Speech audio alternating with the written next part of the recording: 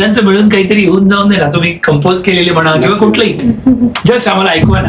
सईनेच compose केलेलं आहे आमच्या बँडसाठी, Okay. ईस्टर्न एक्सप्रेस म्युझिकलसाठी. Okay. बाप्पाचं गाणं आपण नेहमी सगळ्या कार्याची सुरुवात आपण बाप्पाच्या कवराने अरे वा, करतो. गणपती बाप्पा गणपती बाप्पा मोरया. मोरया. तर येस, आपण एक ईशा समोर गणपती सावराने सुरुवात करूया. प्लीज प्लीज प्लीज करूया. लिहिलंय पण सईने आणि कंपोज पण सईनेच केलं. अरे वा, मस्त.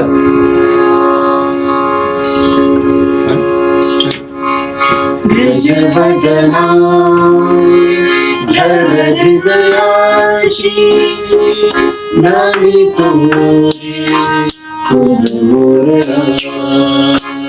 गजबदना धर हृदयाची नामी तोरी तुझ मोरया.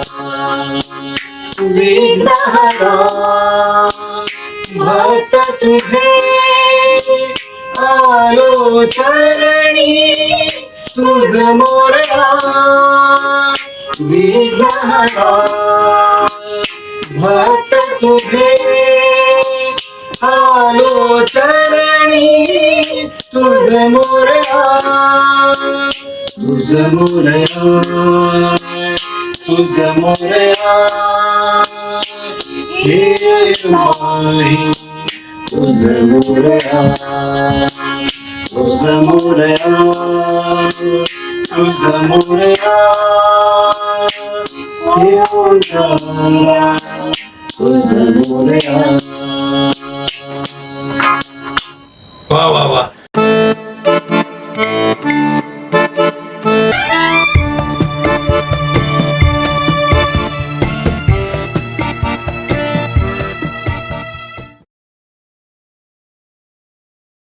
नमस्कार मित्रांनो, मी पराग नेसरेकर तुमच्या सगळ्यांचं स्वागत करतो आपल्या सगळ्यांचा आवडता show the APN podcast show.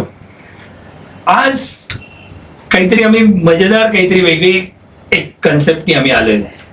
तुम्हाला असं वाटेल की काय आहे नक्की, तर आपल्याकडे आपल्या स्टुडिओमध्ये आज एक म्युझिकल बँड आलेला आहे. आता म्युझिकल बँड म्हटलं तर तुम्हाला काहीतरी एक कुतूहल वाटेल, पण मित्रांनो खरं सांगतो, हे ह्यांना भेटलो आणि नंतर आम्ही ठरवलं हा पॉडकास्ट करायचा. एवढी मजेदार गोष्ट आहे. आय थिंक मी जास्ती काही बोलत नाही, मी पहिलं त्यांचं इंट्रोडक्शन करतो, त्यांचं स्वागत करतो. ते आहेत इथे मिस्टर प्रशांत ससाणे. त्याच्यानंतर यांच्याविषयी सांगतो, सई विथ TEE, बरोबर ना? येस. आणि अमित दांडेकर.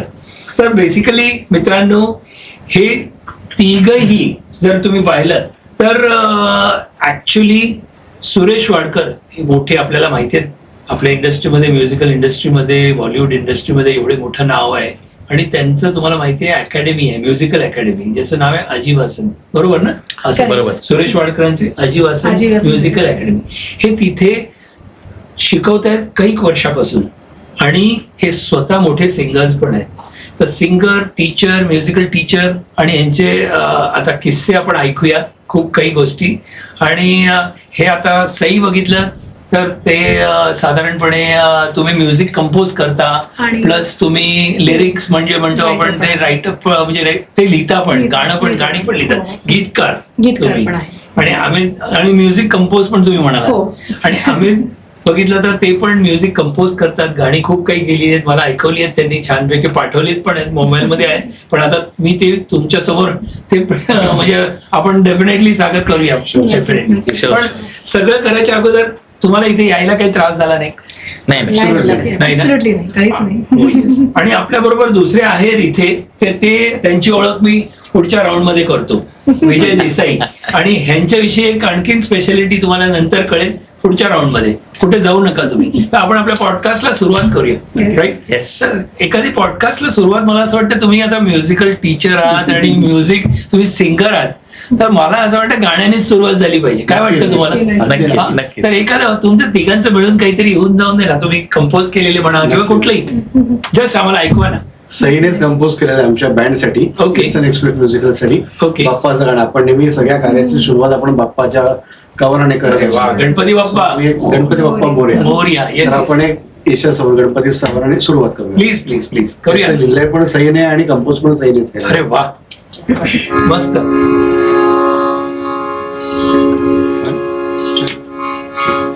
गजबदना धर हृदयाची नामी तोरी तुझ मोरया गजबदना धर हृदयाची नामी तोरी तुझ मोरया विघ्नहरा भक्त तुझे आलो चरणी तुझ मोरया विघ्नहरा भक्त तुझे आलो चरणी तुझ मोरया तुझ मोरया तुझ मोरया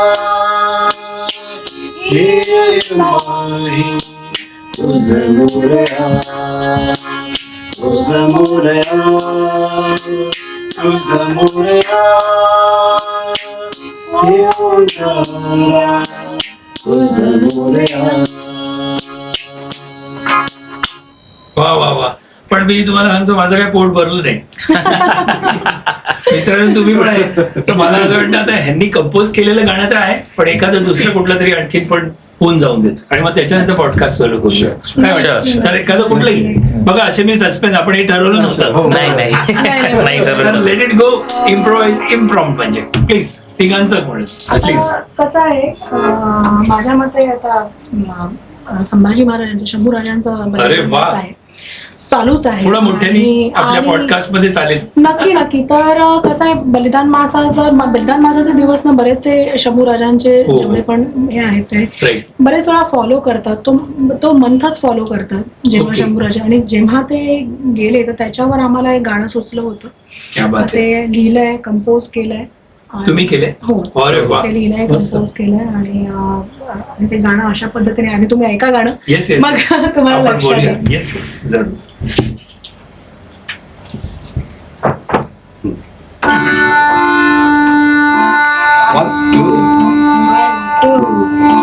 काही सांगतो ऐका राजाची, संघर्ष मोठा पण हिम्मत ही वाघाची.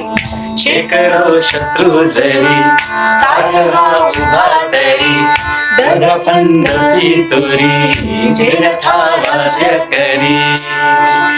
हाल सोसुनी ज्याने स्वधर्म रक्षिला, यमयातना भोगुनी जो हसत राहिला. माझा शंभू, माझा शंभू, माझा शंभू, माझा शंभू. वा वा वा. हे गाणं बेसिकली आम्ही कंपोज केलं. म्हणजे आमच्या एका मैत्रिणीमुळे, म्हणजे आमच्या बरोबर एक बँडमेट आहे दीपिका पाटे म्हणून, तिने ऍक्च्युली म्हणजे मी थोडी सुरुवात केली लिहायची, पण ते काही फार समीकरण जमलं नाही. तिने त्याचा मुखडा लिहिला, मग त्याच्यानंतर त्याचा मी अंतरा लिहिला आणि मग ते कम्प्लीट केलं. मग तेव्हा आम्ही हे बँड म्हणून गायलो होतो. पण आता जसं आपण म्हणतो की बरेच वेळा आपल्या कुठल्याही कार्याची, म्हणजे कुठल्याही कामाची सुरुवात ही जी होते ही देवाच्या नावाने, गणपती असेल किंवा काही, किंवा आपण सरस्वती वंदनेने वगैरे सुरुवात करतो. माझ्या कंपोजिशनच्या जर्नीची सुरुवातच शंभू महाराजांच्या कंपोजिशन, आणि ती कशी झाली ते माझ्याही लक्षात नाही आलं. पण आजही त्यांचा बलिदान मास पाळणारे बरेच लोक आहेत जे स्वतःहून बलिदान मास पाळतात. तर त्या निमित्ताने हे कंपोजिशन सुचलं आणि ते केलं. क्या बात आहे. माझा पहिला प्रश्न तुम्हाला की आज संगीताशी तुमचं नातं एका शब्दात सांगाल का तिघांनी? तुमचं संगीताचं तुमचं नातं, तुमचं आणि संगीताचं नातं हे एका शब्दात तुम्ही सांगू शकाल का? जीवन. क्या बात आहे. तुम्हाला काय वाटतं? माझ्या आधी यांना विचारा. तोपर्यंत तयारी करते. दोघांप्रमाणे बघाल तर तिघांचंही नातं एकच असणार आहे, कारण की आमचं कामच ते आहे. संगीताशी आम्ही आजन्म जोडले गेलेलो आहोत आणि ऑफकोर्स त्याच्यामुळे जी एनर्जी मिळते आणि जी एनर्जी आम्ही ट्रान्सफॉर्म करू शकतो दुसऱ्यामध्ये, ती अगणित आहे. म्हणजे त्याला काही ते कशा शब्दात तोलता येणार नाही. सो ते लाईफच आहे एका प्रकारे. त्याला एका शब्दात न बोलता येत नाही, त्याच्यामुळे प्रॉब्लेम तो आहे. त्यांनी पण एक्सप्लेन केलं. आणि मित्रांनो ऐकलं का, दिस इज अ बँडची मजा. की म्हणजे एका गोष्टीवर जरूर नाही की कधी डिफरन्स होऊ शकतो, पण आता ते जे बोलले ना ते ऍक्च्युअल सत्य आहे. आता खरं सांगायचं तुम्ही मला विचारलं असतं तर मी पहिले म्हटलं असतं ब्रेड अँड बटर, पण जीवन होण्याच्या मार्गावर असायला पाहिजे आता, अशा हिशोबाने. म्हणजे आमचं कसं आहे, एका वाक्यात उत्तर द्या हा प्रश्न असेल तर मी एका वाक्यात देईन, ते एका वाक्यातलं उत्तर 100 शब्दात देते. नाही, पण नाही, याचं एका शब्दात उत्तर नाहीये ते, त्यामुळे त्यांना कळलं ते. पण संगीत हे खूप मोठं आहे तसं पाहिलं तर, का त्यामुळे एका शब्दामध्ये ते व्यक्त होण्यासारखं नाही. नाही. आता बघा, do you think today a musician must be multi skilled to survive? म्हणजे मी ना डायरेक्टली प्रश्नाकडे असं जातोय की आजच्या तारखेला तुम्ही जर बघितलं तर अमित शास्त्रीय संगीत वगैरे तुम्ही सगळं तिघांनी तुम्ही शिकवता, पण तरी सुद्धा आज बघितलं तर तुम्हाला आता एका वेगळ्या तऱ्हेचं संगीत तुम्ही देता ऑलवेज, तुम्हाला आवडतं.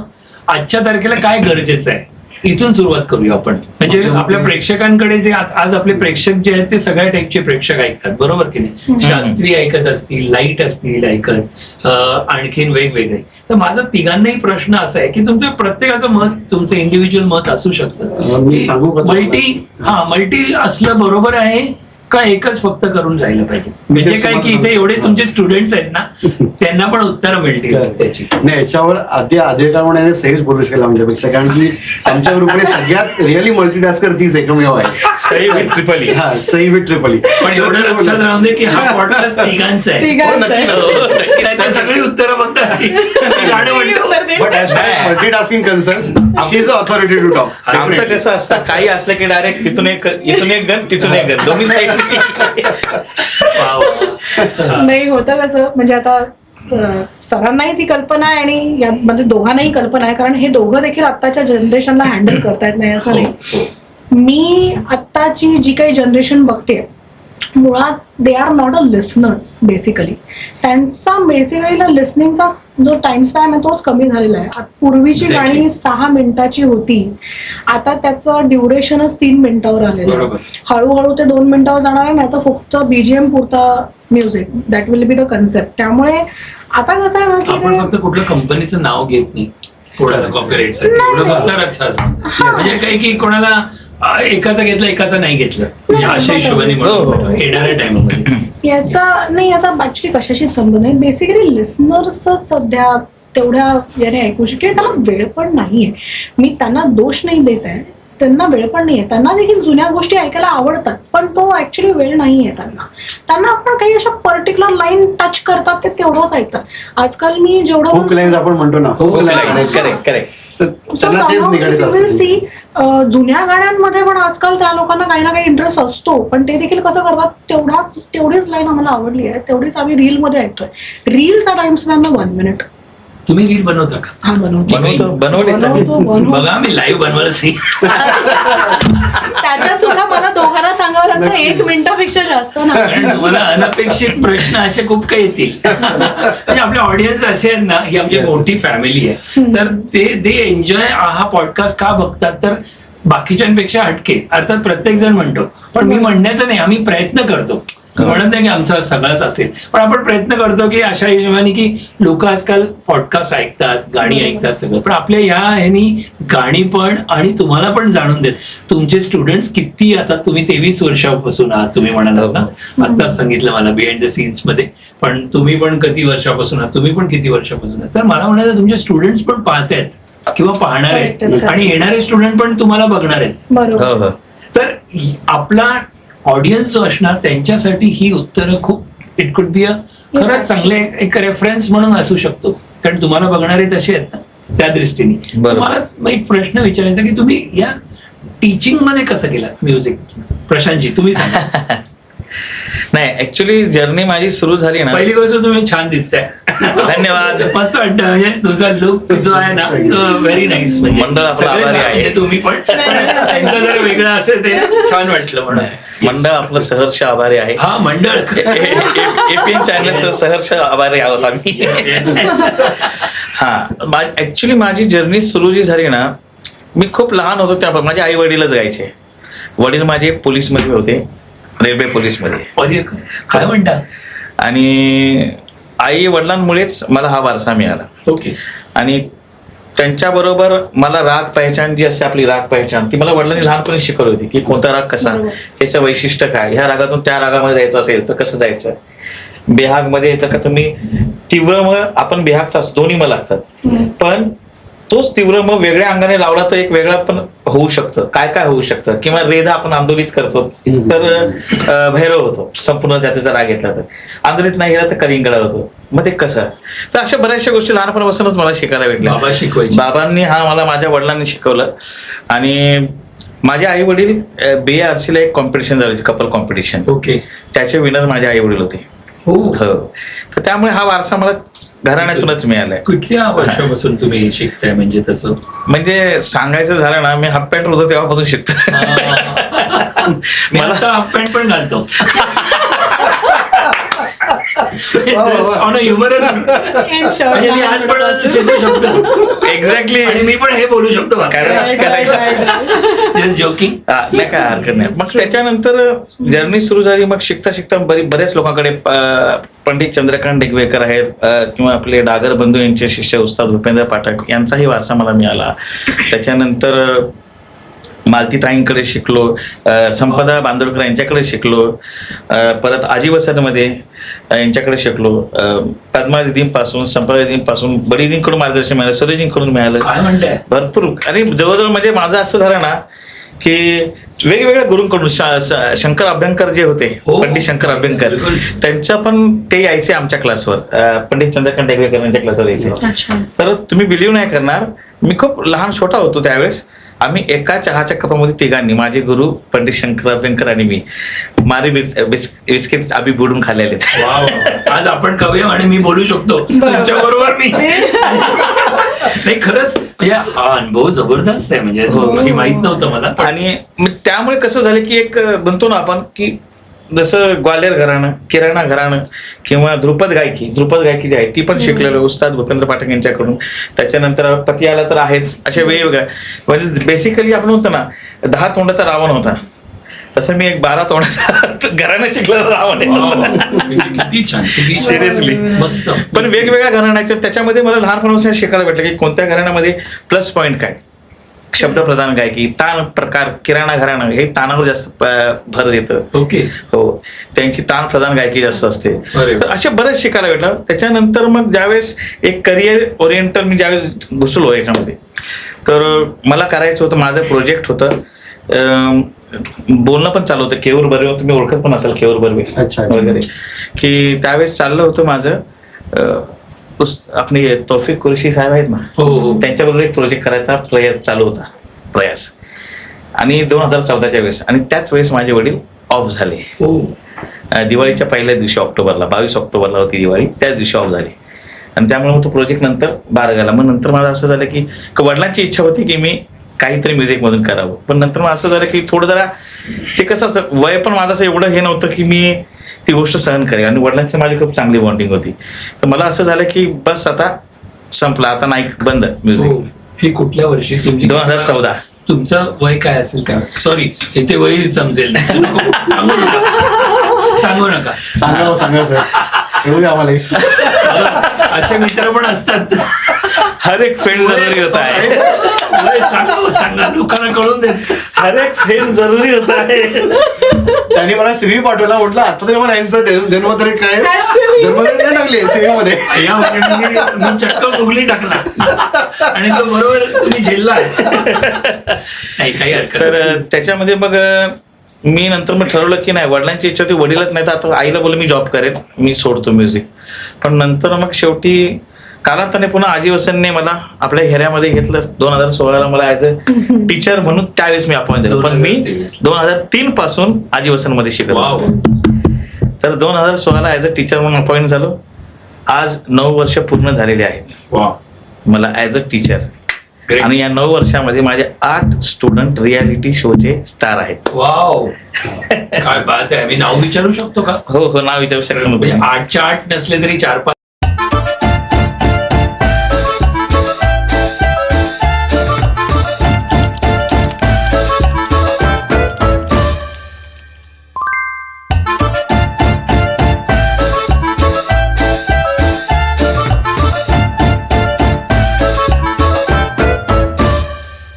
नाही, आता सध्या लेटेस्ट एक शो आहे, मी नाव सांगू शकतो इथे? सांगा काही. छोटे उस्ताद म्हणून आहे. हो, ऐकलंय ऐकलंय ना? बिलकुल बिलकुल. हा, मी चॅनलचं नाव नाही सांगत, पण छोटे उस्ताद एक शो आहे, त्याच्यामध्ये वैदिक म्हणून माझा एक स्टुडंट आहे, वैदिक दवले. काय छान. तर तो आता सध्या आहे टॉप 10 मध्ये आलेला आहे, टॉप 10 क्रॉस केलेला आहे. आणि बाकी मग बरेच रिद्धी भानुशाली म्हणून आहे, अजून मीरा भानुशाली, कुमकुम संत्रा, अजून चिराग कोतवार एक आहे, असे आहेत. आणि कसं आहे की एक ऍज अ गुरु म्हणून आपला ते एक हे प्राऊड असतं की चला, मी हे मानत नाही की यांना मी घडवलं, त्यांना मी हे मानतो की चला माझ्या समोर परमेश्वराचा हात आहे, त्याने त्यांना घडवलं, ते ज्ञान त्याने मला दिलं म्हणून मी त्यांना देऊ शकलो. मोठी गोष्ट. वा वा वा, अशी गोष्ट आहे. आता मी यांच्याकडे वळतो.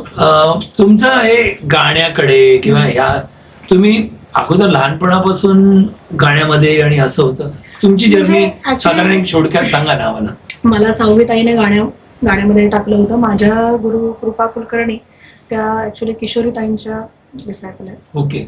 पूर्वी माणिक वर्मा, नंतर माणिक ताई आणि त्याच्यानंतर किशोरी ताई. ओके. आणि बरीच वर्ष त्यांच्याकडे होते आणि शिकले, विशारद वगैरे केलं त्यांच्याकडे. ओके. आणि इथे त्याच्यानंतर आजीवासनला खरं तर लर्निंगच्या अनुषंगाने जॉईन झाले होते. पण आता कसं झालं, जॉईन झाले तर लर्निंग पण झालं आणि टीचिंग साठी पण लागले डायरेक्टच. कारण ऑलरेडी विशारद होते, तर या लोकांनी मला पटकन विचारलं की तू टीचर बी बन जाऊ.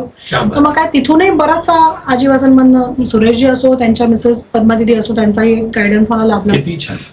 आणि अशीच माझी ऍक्च्युली खरं सांगायला गेलं तर म्युझिकमध्ये यायची काही फार मोठी इच्छा होती अशातला भाग नव्हता. आईने टाकलं.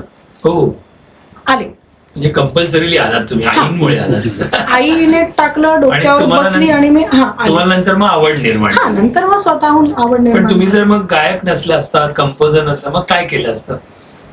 हा शेवटचा प्रश्न होता. म्हणजे आईने इथे नाही टाकलं असतं तर तुम्ही स्वतःहून काय, असं आपण म्हणतो ना ऑल्टरनेटिव्ह. माझा इंटरेस्ट होता ऍक्च्युली हिस्ट्री, आर्किओलॉजी. हो, माझा वेगळाच इंटरेस्ट होता, पण नाही, शेवटी गाण्याचा हात. डेस्टिनी आपली वेगळी असते. बरोबर. So nice. मी तुमच्याकडे वळतो अमितजी. तर मला सांगा ना, तुमची जर्नी यांच्यासारखीच अशी लहानपणापासून गायनाच्याकडे किंवा आता टीचिंग हे ऍक्सिडेंटली झालं किंवा कसं सांगू शकाल तुमची जर्नी? साम्य फक्त एकच आहे की लहानपणी ते पण हाफ पॅन्ट वापरायचे, मी पण वापरायचे, एवढेच. बाकी सगळं फरक आहे. मुळात कसं आहे मित्रांनो, तुम्ही पण आपण सगळे सुरुवातीला तसेच असतो. तर माझं असं घराण्याची अशी बॅकग्राऊंड तशी नव्हती म्युझिकची, पण माझ्या बाबांना खूप आवड होती गायनाची. ओके. ते आणि त्यांचे काही मित्र निवडक असे, ते अनेक कॉन्सर्ट्स मुंबईत घडणारे, त्याला ते जायचे. ओके. बाबांचे एक मित्र ICICI बँकेत होते जॉबला. ओके. आम्ही त्यांना विजू काका म्हणतो. तर ते ICICI तर्फे खूप मोठे मोठे कॉन्सर्ट्स त्याकडे व्हायचे. म्हणजे पंडित शिवकुमार शर्मा, हरिजी, झाकीरबाई, या सगळ्यांनी. तर बाबा एक आठवण सांगायचे फक्त की म्हणजे मे बी त्यांना तेव्हा असं माझ्यात काही स्पार्क जाणवला असेल की ते बोलले की आपण असं एका प्रोग्रामला गेलो होतो, तिथे झाकीरबाई 2 वेगवेगळ्या आर्टिस्ट बरोबर अकंपनी करणार होते. तर पहिला एक म्हणजे तिन्ही प्रोग्राम छान झाले, पण त्यातला एक प्रोग्राम म्हणे तू बोललास आम्हाला की बाबा हे काही जमलं नाही म्हणे तुझं एवढंच वाक्य होतं. आणि मी आणि माझ्या मित्रांनी असं चमकून बघितलं माझ्याकडे, म्हणजे याचं ऑब्झर्वेशन. मला तेव्हा काहीच कळलं नव्हतं, मला आठवत पण नाही ते आठवण. बाबा सांगायचे पण मला ते लक्षात आहे. तर तेवढंच त्यांना फक्त चुकी दिसली असेल, काय वय असेल काहीच. मला absolutely I am totally clueless. तुमचं वय पण मी विचारणार नाही. पण म्हणजे त्यावेळेला काय वय होतं असं, म्हणजे लहान किती होतात की त्यावेळेला असेल मे बी 5-6 वर्षांचा असेल, एवढंच लहान असतं. मग त्याच्यानंतर मधला जो स्पॅन होता सगळा, त्यात माझा म्युझिकशी असं काही संबंध नव्हता. म्हणजे जस्ट घरामध्ये गाणी म्हणायचो असं, आणि घरात पातेल होती आमच्याकडे, ती पूर्वी अल्युमिनियमची जुनी पातेल यायची, पातेल्यावर असं छान हे तबलावर वाजून मी असं गायचो. आणि मग जेव्हा मी 10वी झालो त्याच्यानंतर कॉलेजसाठी पुण्याला गेलो आणि तिथपासून खऱ्या अर्थाने माझं म्युझिकची जर्नी सुरू झाली. ओके. मग तिथे आमचं तिकडचं कलामंडळ खूप सशक्त होतं तिकडचं. आता जी मोठी गायिका आहे विभावरी आपटे, ती माझी क्लासमेट तिकडची. काय म्हणता? सो त्या काळी त्याच्यामुळे आम्ही खूप कॉम्पिटिशन बघितले, ती कशी गाते, वगैरे किंवा त्यांचा पण आवाज खूप छान आहे हो, पण. हो, नक्कीच मस्त नक्कीच. असतात गाणी. ताई माझी लांबची रिलेटिव्ह ऍक्च्युली माझी सुरत हो. बहीण आहे. मी अच्छा. तुमच्या थ्रू बरं. त्यांना सांगतो विवाहबरोजी आमच्या पॉडकास्ट वरती यायचंय तुम्हाला. आमची इच्छा आहे, बाकी तुमची इच्छा आणि जे काय असेल ते ऑडियन्स तर- विल बी हा. हॅपी. येस. मग तर मग ते तिथे कॉलेजला तिथे मला थोडं थोडं म्युझिक सुरू झालं. ओके. आणि मग तिथे आमचा एक कॉमन फ्रेंड होता सिद्धार्थ अकोलकर म्हणून. तर त्याचा एक मित्र होता, तो खूप उत्कृष्ट बासरी वादक पुण्यातला ओके. मिलिंद दाते म्हणून, ओके. हरिप्रसाद चौरसिया यांचा शिष्य आहे तो. ओके. तर तो मला त्यांच्याकडे घेऊन गेला, मिलिंद दातेंकडे.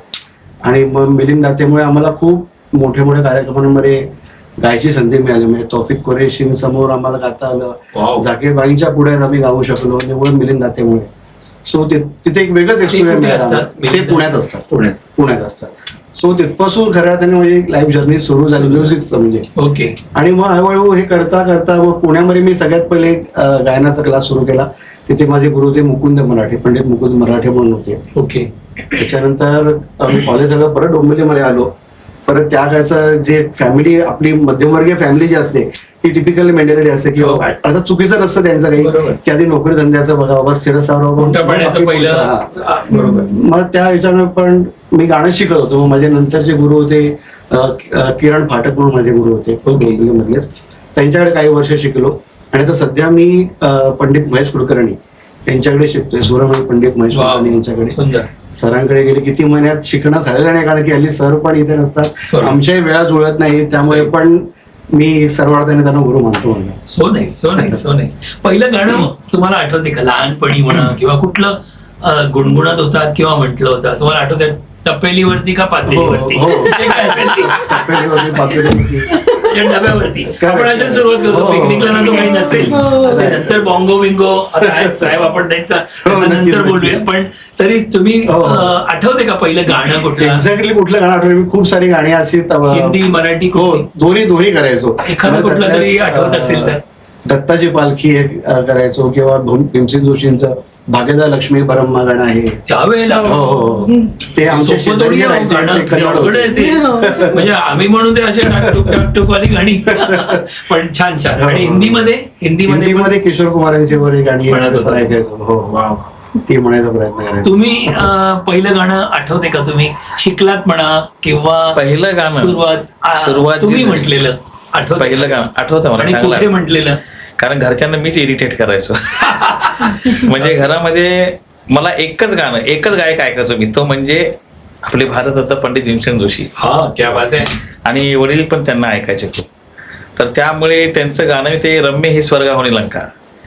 मी क्या बरोबर आम्ही सर 6 ते 7 वर्ष होतो ना, त्यावेळेस मी हे गाणं गायचो प्रॉपर. वाव. क्या बात आहे. प्रॉपर मी गायचो, त्या गमक वगैरे सगळ्या. हा, बरं. क्या बात आहे. आता तर ऐकलं, बरेच वर्ष झाले ऐकलं नाही ते, पण गुणगुणू शकाल? हा. पॉसिबल? किंवा करू 2 शकतो. लाईन काही ऐकवा ना. ठीक आहे. रम्य हे स्वर्गाहून लंका, रम्य हे स्वर्गाहून लंका, तिच्या कीर्तीच्या सागर लहरी, तिच्या कीर्तीच्या सागर लहरी, नादविते डंका,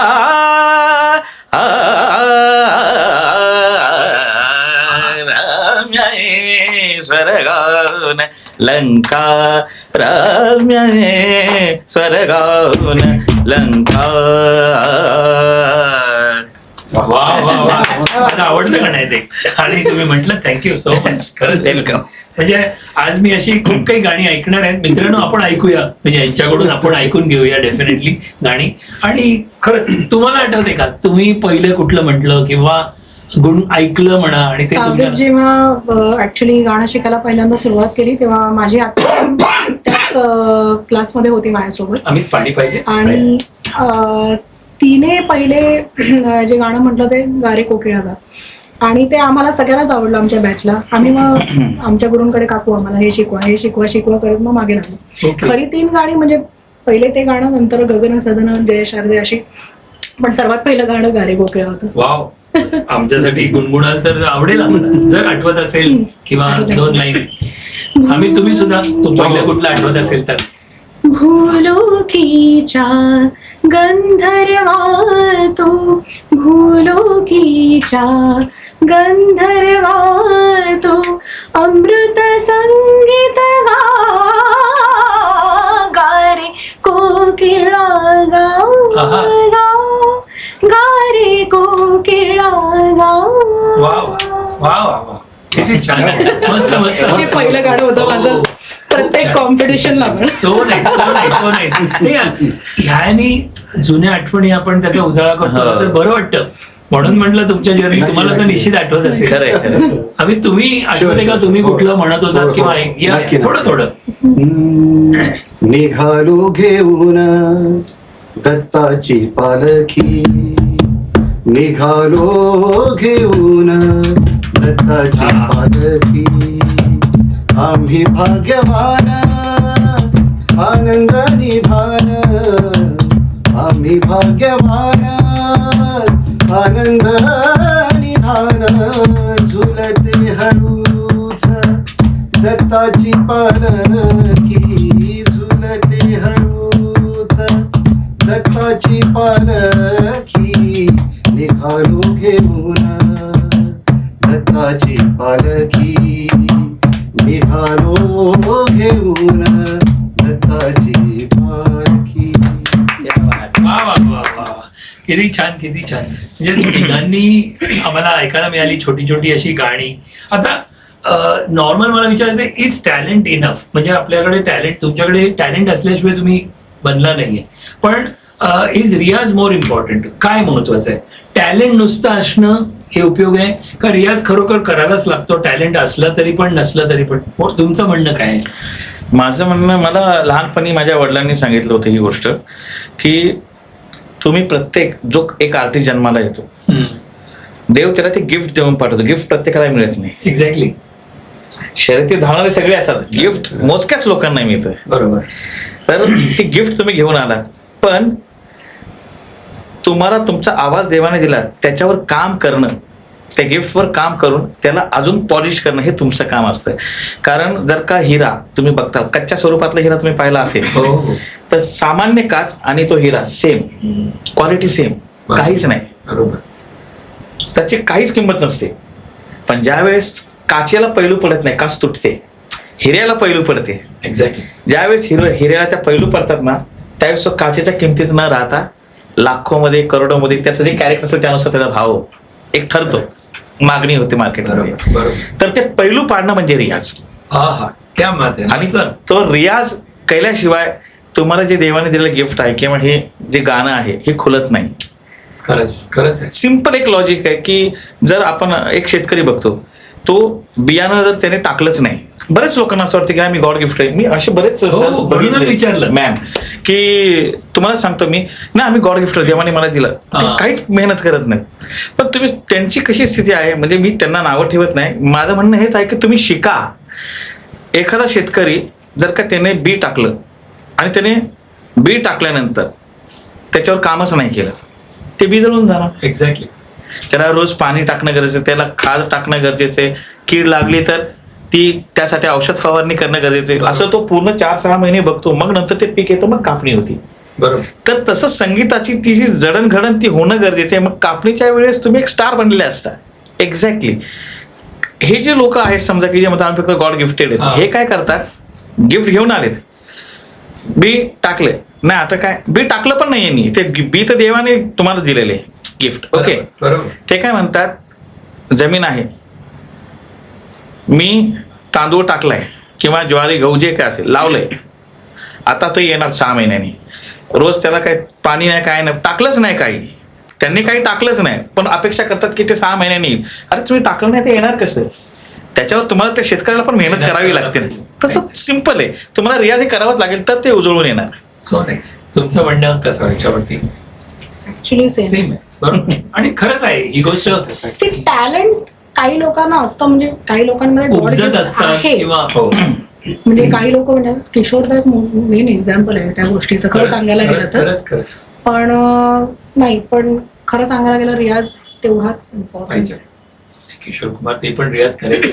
ते म्हणाले मी कुठे शिकलो नाही वगैरे, पण तरी बघितलं त्यांची गाणी आणि ते कधी प्रॅक्टिस म्हणून तिथे गेल्यावर ते मस्ती करायचे स्टुडिओमध्ये, पण पाठीमागे जायच्या अगोदर दुसऱ्याला डिस्टर्ब करत असतील गायकाला, पण स्वतःचं गाणं प्रॅक्टिस केल्याशिवाय मी ऐकलेले किस्से किती ते करून जायचे घरून प्रॅक्टिस. सो नाही, जेवढं उपजत असणं म्हणजे गरजेचं आहे तेवढंच मी म्हणेन ऍक्च्युअली. मेहनत पण करणं, आवाज टिकवणं मी बिकॉज तुम्ही म्युझिक एक तर संगीत का म्हणजे तुम्ही शिकवताय म्हणून हे प्रश्न आहेत. म्हणजे मुलं तर येणारी पण आणखीन असतील तुमच्याकडे, पुढे जाणारे शिकलेले पण असतील, हे वेगवेगळ्या टाईपचे असतात म्हणून हा प्रश्न होता. तुमचं म्हणणं काय या बाबतीत? कसं आहे, रियाज हा पाहिजे तर कोणाचं दुमत नाहीच आहे याबद्दल. रियाज करायलाच पाहिजे, पण नुसतं रियाज करून पण होत नसतं.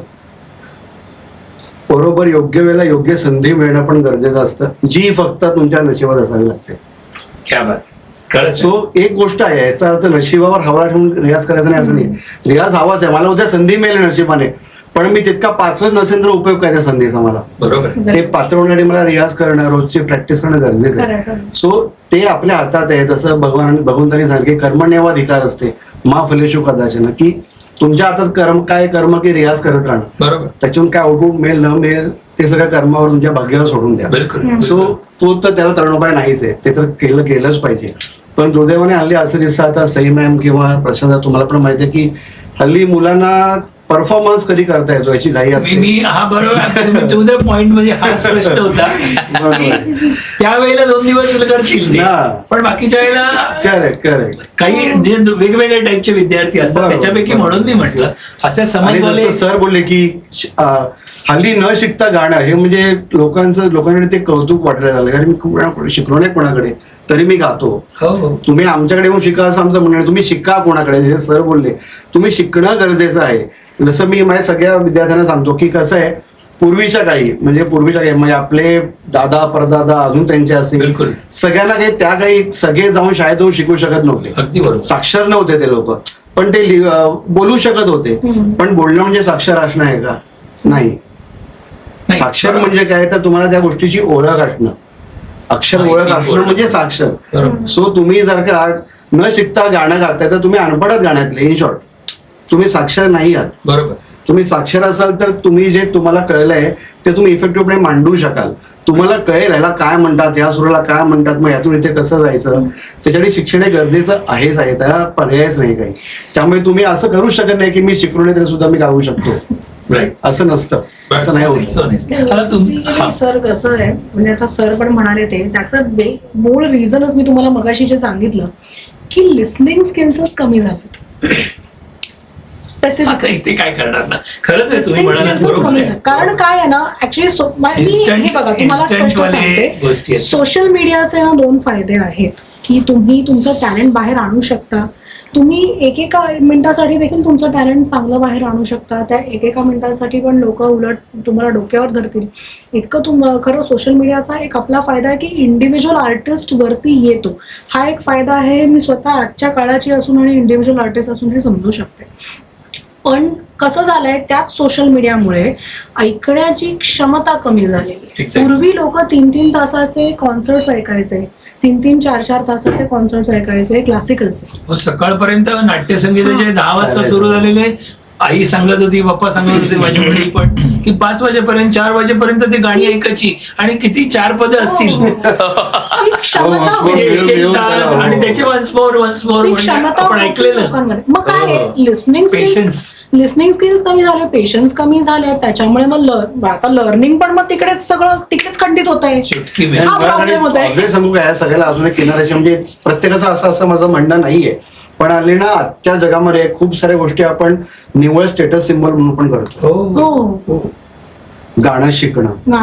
मी गाणं शिकायला कोणाकडे जातोय, सॉरी विंदा त्या नावाकडे, मी तो गायक झालो.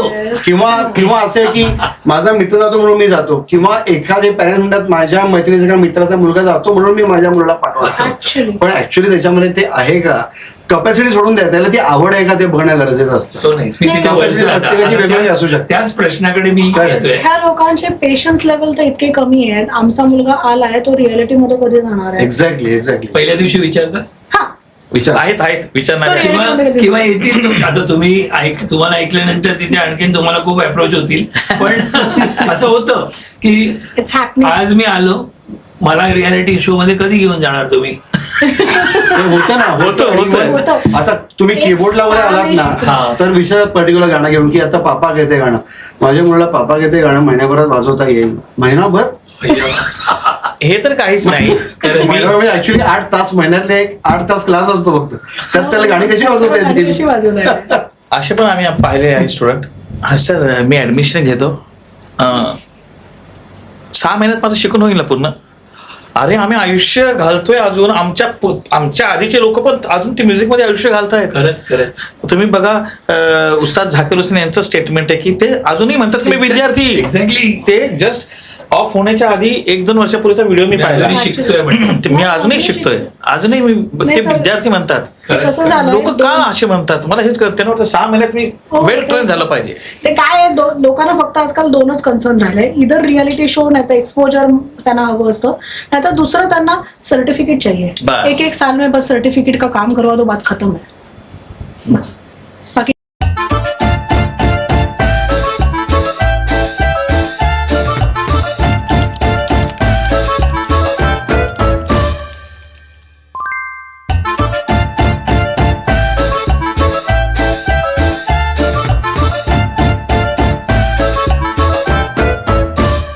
काय आता माझा प्रश्न असा आहे, आता तुम्ही तिघही सुरेश वाडकरांकडे एकतर म्हणजे तिथे as a teacher, musical teacher म्हणून आहात, तर तुमचा डेफिनेटली त्यांच्याशी पण भेट संबंध कधी येत असेल तर काय अनुभव तुम्ही सांगाल सुरेशजीं बाबतीत सांगा. नाही कसं असतं माहितीये का, तुम्हाला सांगतो मी. आता गुरुजी म्हणजे त्यांच्याबद्दल बोलणं देखील आम्ही खूप म्हणजे छोटे में बडी बात होती खरं बोललं तर.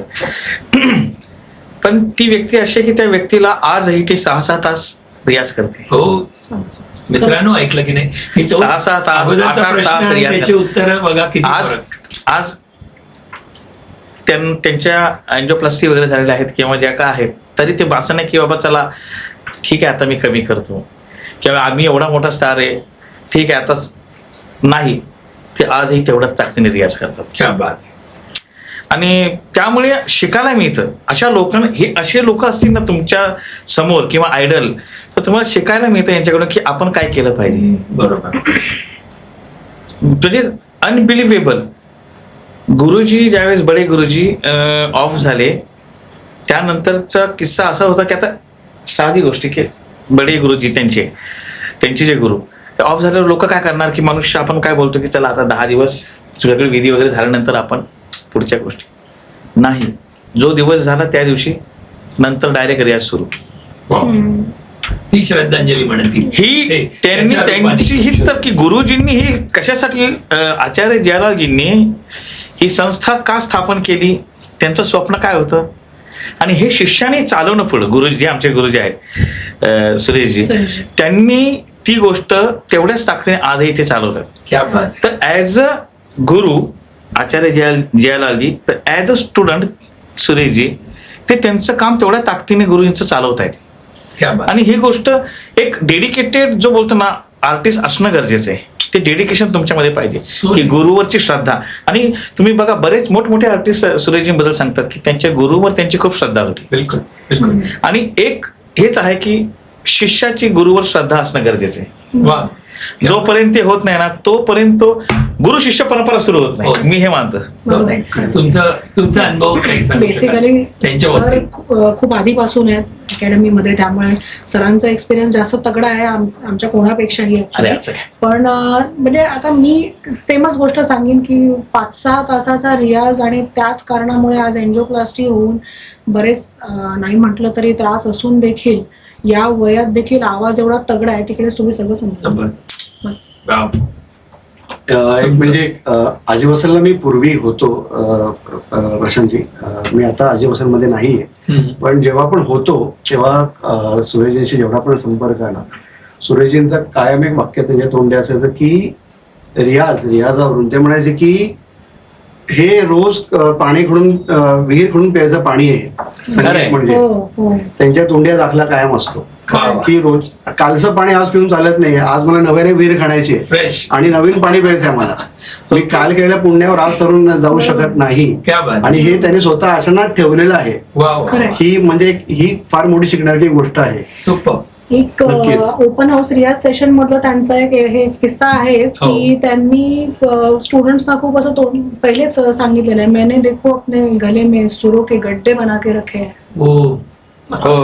हे वाक्य आहे त्यांचं क्या बात. आहे आणि जी गोष्ट खरी आहे. आज- आणि सुरेशजींचं हे स्टेटमेंट तू बोललीस मला त्याच्यावर आठवलं. ते बोलले की जसं कपाटाला कप्पे असतात छोटे कपडे ठेवण्यासाठी किंवा जे हो, काही इस्त्रीचे हो. कपडे वगैरे असे, तर तसे तुमच्या गळ्यात कप्पे पाहिजेत. कप्पे पाहिजे. वाव. आणि हे नवीन ऐकलं मी. ही गोष्ट सांगतो तुम्हाला, खरं आहे सिरियसली. ते म्हणतात की तुम्हाला नाट्यसंगीत गायचंय तसा वाईज तसा तुमचा समोर तो प्रेझेंट करा. तुम्हाला गझल गायचे, तुमचं स्विच ऑन ऑफ इथे झालं पाहिजे ताबडतोब. म्हणजे त्यांचं एक स्टेटमेंट होतं की तुम्ही ठुमरी गा, गझल गा, टप्पा गा किंवा क्लासिकल गा, बॉलिवूड गा, त्यानुसार तुमचा व्हॉइस टेक्चर पाहिजे, Modulation मॉड्युलेशन झालं. आणि दुसरी गोष्ट हे होतं की त्यांचा म्हणण्याचा हेतू हा होता की तुम्ही पाणी, तुमचा आवाज पाण्यासारखा पाहिजे. जर मी मगामध्ये टाकलं तर मगाचा, बॉटलमध्ये टाकलं तर बॉटलचा आकार, वा. बादलीमध्ये टाकला तर बादलीचा आकार. क्या बात आहे. तुम्ही म्हणता की ना मी एक पर्टिक्युलर ह्या गलीमध्येच गाऊ शकतो, ओके. की ना मी समजा मी सोफी सिंगर आहे, मी क्लासिकल, मी फक्त क्लासिकलच गाऊ शकतो, मी फिल्म नाही गाऊ शकत, तर नाही, हे चुकीचं आहे. तुम्हाला तुम्ही सिंगर आहात, तुम्हाला सगळं गाता आलं सगळं पाहिजे. गातात. वा वा. ते गड्डे हे जे म्हटलं ना, ते गड्डे लोक त्यातल्या म्हणजे त्यांना सोपे वाटतं त्याच गोष्टी उचलत असतात. हो. गड्डे म्हणजे लोकांना वाटतं की ऍक्च्युली असे गळ्यात खड्डे गळ्यात खड्डे पडतात, तर ते खड्डे असे नसतात. खड्डे खड्डे नाहीयेत. सुरा मसल मेमरी हा जो प्रकार हा. आहे, Exactly. जो स्पोर्ट्समन लोक अनुभवतात काय, पण त्यांनी ते अशा जाणाऱ्याला पण भाषेत त्याला असतं. एक easy way मध्ये ते- मसल मेमरी आहे बाबा, इतकं हे केलं की हो, नाही तर वेगळ्या तऱ्हेने हा. इंटरप्रिट करतो. हा. इथे गड्डे कसे करून द्या. मी पण पण ते उद्या करतो. म्हणताना त्यांनी वाक्य तसं म्हटलेलं आहे. समजवण्याचा रिलेटेड टू मसल मेमरी असं मला वाटतं. So nice. माझा प्रश्न आता असा आहे की तुमच्या गुरूंनी बरोबर शिकवलेला एक कडक नियम जो आजही तुम्ही पाळता. आता वेगवेगळे गुरु तुम्हाला तर लाभले, पण तरी सुद्धा आज काही आठवत असेल तर शेअर करा. एक नियम जो आजही पाळता, वेगवेगळ्या गुरूंनी सांगितलं. आता सुरेशजींकडे काही नाही नाही नाही, सगळ्या गुरूंचा फक्त एकच नियम होता माझ्या, सांगा ना. आणि त्यांचा एकच रियाज होता की रियाज करोगे तो राज करोगे. वाव. रोज रियाज हा कंपल्सरी केलाच पाहिजे, आणि तो आजही मी करतो. ग्रेट. तुमचा ही गोष्ट सेमच आहे. हो. त्याच्यासोबत माझ्या ज्या गुरु कृपा काकू, त्यांनी मला प्रत्येक वेळी सांगितलं रियाज तर आहेच, त्याचसोबत ठहराव, हा. आवाजातल्या ठहरावावर पण जास्त, कारण त्यांचं बेसिक सगळं फॉलोईंग होतं जयपूर घराणं, त्यामुळे त्यांनी तेच फॉलो केलं आणि तेच सांगितलं की ठहरावावर महत्व आहे. मोस्ट आहे. तुमचा बेसिकली आपण आता कसं होतं ना की आम्ही गाणं शिकवतो तेव्हा सुरुवातीला असं वाटतं असं आपल्याला की हा आपण गाणं शिकवणार म्हणजे आपला रियाज इंटॅक्ट होणार, तर तो प्रकार नाहीये.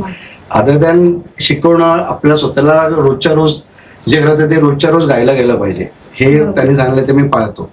की भले जे पण काय एखादं भावगीत असेल, एखादं भक्तिगीत असेल, रोज काही ना काही अदर दॅन क्लासेस काहीतरी गायला गेलं पाहिजे. आणि जेव्हा जमेल तेव्हा ते करता यायला पाहिजे. साधं सारेगम पदनिसा पण चालतो. साधं सारेगम पदनिसा सुद्धा तो कडक नियम ते रोजच्या रोज गायला गेलं पाहिजे. आता आवाज बसलाय, सर्दी झाली, किती वेळ करायला पाहिजे किमान अर्धा तास, तुमच्या मते? अर्धा तास तरी किमान. तुमच्या मते? लोक अर्धा तास म्हणतात, खरं तर 1 तास केला पाहिजे सकाळीच. आता मुंबईच्या टायमिंग नुसार ऍटलिस्ट मिनिमम अर्धा तास 20 मिनिटं तरी द्या.